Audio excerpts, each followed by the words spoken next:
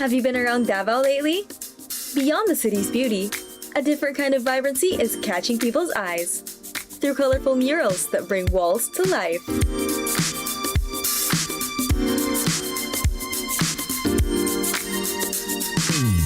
Behind these stunning bursts of colors is a talented multimedia artist proudly homegrown in Davao. Meet Ressa.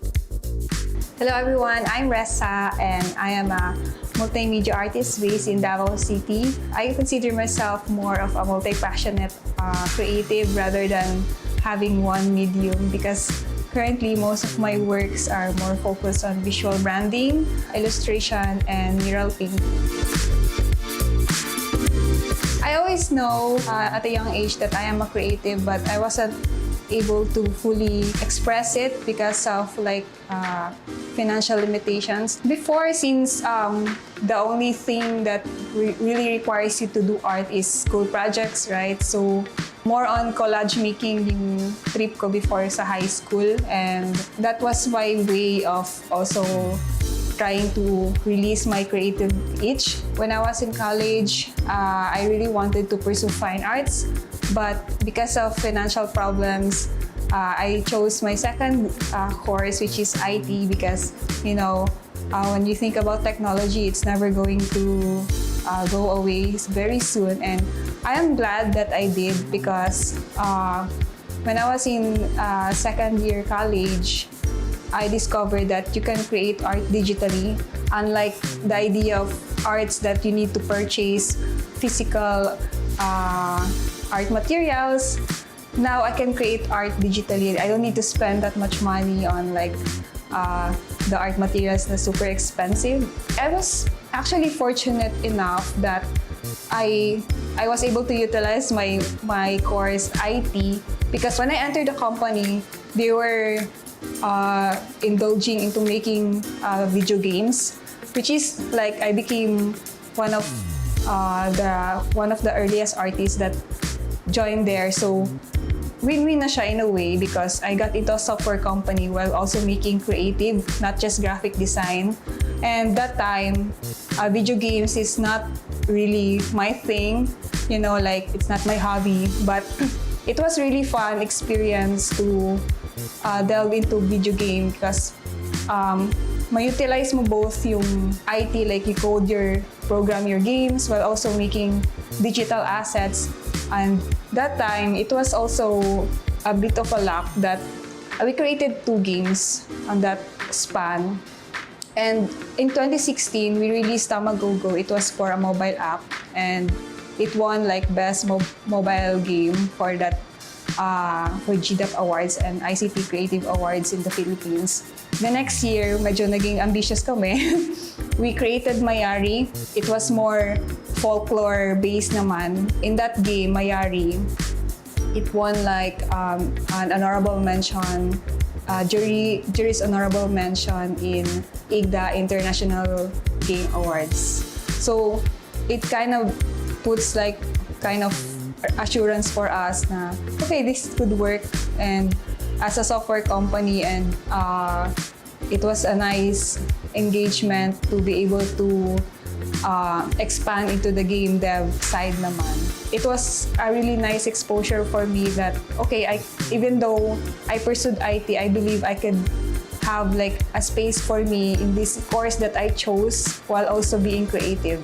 Siyempre, if you're working in that corporate setup, you're always, as an artist, you always find a way to parang satisfy your creative itch. So, nice siya in a way na the company let us also explore other hobbies outside the IT part. So, my co-workmates, they're also active in different kind of communities that are interested in. For me, I started volunteering with mural painting works. I can't remember which specific year. My early exposure to mural paintings are yung volunteering with empty walls. I remember volunteering for Davao City Jail. We painted the mandala outside their vicinity, and those mandalas were created by the jailmates. Ressa once thrived in corporate life, building brands and meeting deadlines.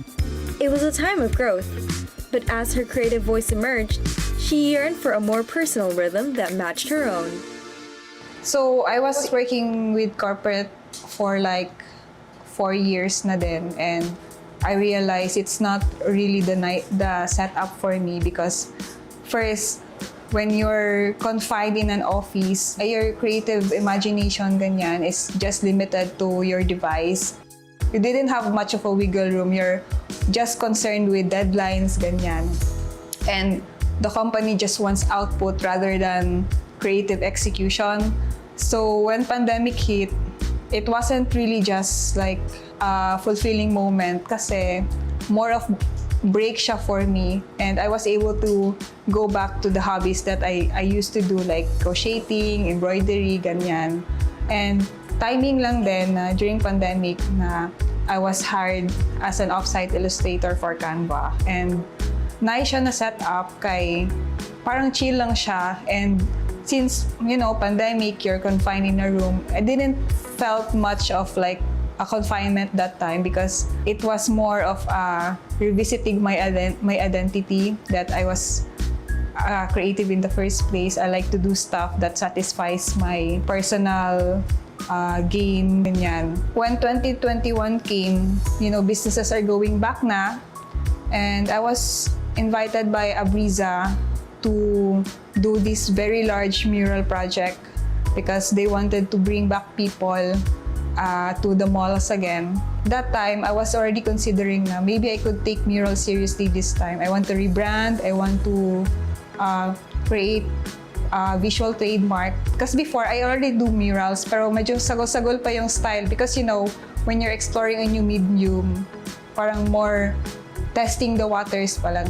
Do I like this kind of process with this art style, or parang naging R&D siya. And then when that offer came, I was really pursuing na, okay, I need to make a brand na. So I launched the page, I created a visual trademark that my art style na ganyan.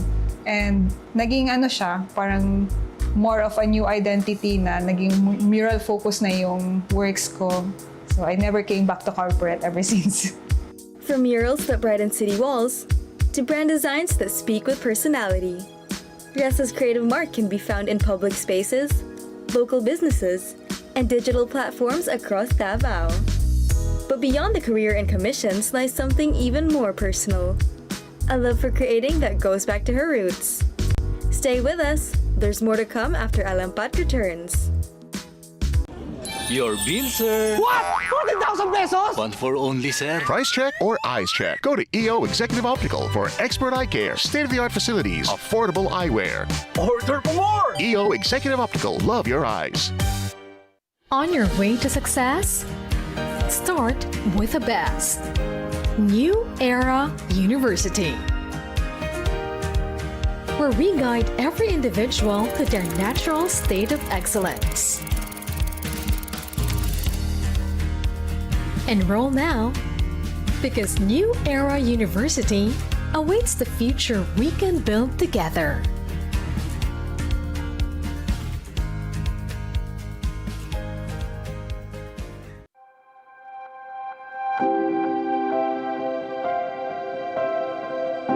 Ako di ay si Miss Rebecca Malitok Lagungan from Caraga po. Kaning among kuan diri ma'am is kanang adlaw-adlaw lang yun nang ning kamot mi ma'am makapaninda para sa among mga pagkaon, para makatabang sa among mga estudyante nga naga-eskwela.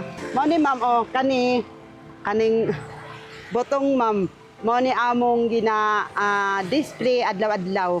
Tapos kanipod ma'am kaning naay kakanin kanang kasaba, maruya, toron o boko Diyos. Mo ni among ginapaninda ma'am adlaw-adlaw. Ginakumpra lang po namo ma'am. 3 years na. Maggahindlog yun ka og ganang kapital. Magkapital ka ma'am, unya i-balanse nimo ma'am kung naabamay kay ganansya o wala. So, syempre ma'am, kung nakay ganansya is naka-continue na pud mi naka-display. Kay ang kapital permanente man na ma'am ang ganansya. So, bisa gamay lang ang ganansya ma'am, at least na lang po makatabang adlaw-adlaw. So wala pa mi nakasugod ani ma'am. Actually ma'am, daghang gyoy na agi ana mo nga kanang naglisod mi. Usahay ma'am, kanang problematic na kaayo, walay kwarta. So kanang nanghulam na lang yun mi sa kapital namo ma'am para lang yun mi makasugod. Pag balansin namo nga ma'am nga naanay nakabalik na po ang kapital is gibalik na lang namo sa tagiya tapos ang kanang ganansya pod ana ma'am mao nay amoy ginaparoling ma'am. Ang lahutay lang yun ang kailangan ani kay nay magdasig sa ako ma'am kanang mga anak nako, kanang mga ginikanan nako, kanang mga barkada nako, mga silingan ra padayon lang yun ni kay padayon lang yun sa kuan kanang magtinda-tinda kay makatabang lang yun na. Kanang amo amang good ma'am nga mga mandaya is ang amo amang good tradition ma'am is maningkamot lang yun mi ma'am. Actually ma'am kung naay maghatag sa mo is thank you kaayo sa mga blessings pero sa amo agyud ma'am ang amo alang good kinabuhi ma'am is maningkamot lang yun mi ma'am. Malipay lang yun ko ma'am kay ngano kanang siyempre ma'am magsugod ka sa mga panginabuhian, magsugod ka sa imong trabaho ma'am is kanang usahay ma'am makahuna-huna ka ug lisod na kaayo dili na nimo maagwanta. So ang ako mga anak pod ma'am para makalampos gyud. So para mao na akong mga paglantaw ma'am nga para lang gid na sila makahuman sa ilahang pag-eskwela.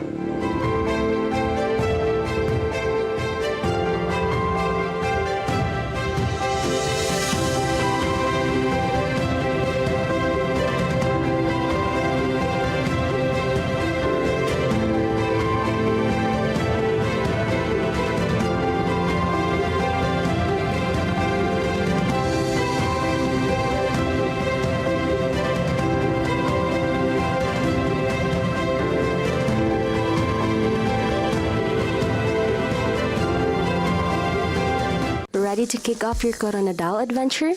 No worries. Here's how to get there. The fastest and most convenient way is to fly into General Santos International Airport from Manila or Cebu.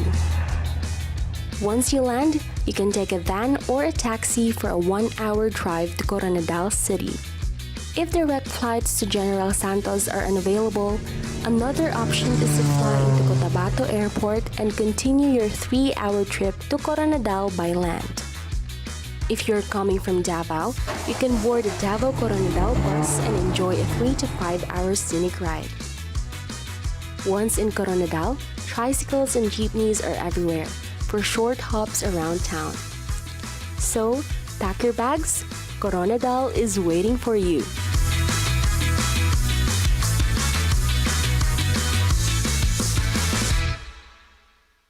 Welcome back to Alampat. Previously, we met Ressa. While her creative work fills walls and feeds brands, it also nurtures something more personal: joy.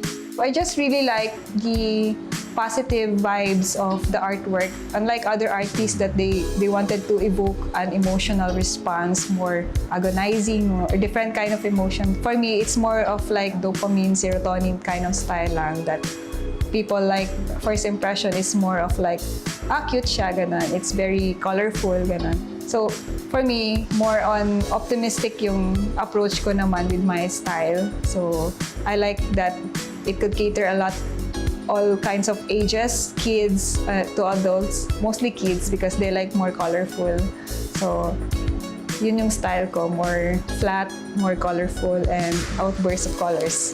Unlike digital, you're actually working with hands and different kind of sensation naman siya when you're working with paintbrush talaga and the actual material. So, parang it keeps me away from the laptop or the devices. So, it's nice. For me, since yung background ko is digital, parang makita mo siya, parang siyang digital yung paintings ko kasi I'm more working with vector.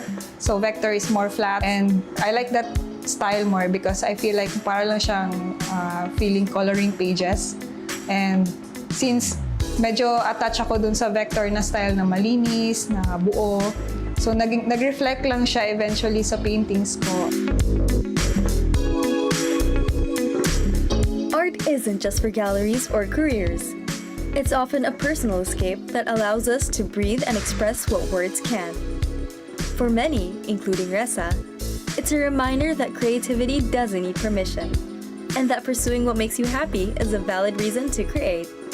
So I encourage people to try exploring different hobbies and then settle on what's satisfying for them. Do a hobby outside of your creative work. For that, always dedicate as a thing you keep for yourself. For example, like I do murals, but at the end of the day, I still like doing painting, but in the liberty of my own time na siya. Like for this one, I like doing this kasi it's just for my self-satisfaction. Keep something for yourself while also trying to embody na when you're doing work, work is just work. Try to keep something na malingaw ka. Do a hobby outside of your creative work. It could be a different medium para dili siya umay. We all have different circumstances. Like, yeah, I understand na practicality, I've been there, but never underestimate a hobby talaga. Because I know people na naging hobby nila and eventually naging main income na rin nila. So, when you're doing something else outside of creative, dili ka mag-stop as an artist. Beyond her extensive portfolio of vibrant artworks, what sets Ressa apart is her belief that art isn't just a profession, it's a passion. And artists should be proud to own what they create. Well, my real question is, if you wanna be seen, why are you hiding? Diba? Like, if you want people to notice your work, why are you hiding it in your closet? Like, how will you attract people to see your work na ginatago lang mo siya? Just keep posting the things that you love because you'll never know who will see those works talaga. So, for me, I have been in that time before na dili pa inana ka common ng social media when you're applying for work, magdala pa ka physical copies mo ang artworks na, oh, this is what I do, ganyan. Ngayon, internet is free. You can just post anything you want. So, take advantage of that medium na you can use the internet to post your works. Kasi, like I said, you'll never know who's watching your work. Never stop doing what you actually love because eventually, if you're just passionate on the things that to keep doing, the universe will grant you a moment in life to pursue that talaga. For Ressa, art goes beyond aesthetics and is deeply rooted in the joy of creating. She values authenticity and believes that true expression should bring happiness. With every brushstroke, she not only shapes her own journey, but also uplifts fellow artists, encouraging them to bring their unique visions to life across the city. This has been Alampat. Until next time.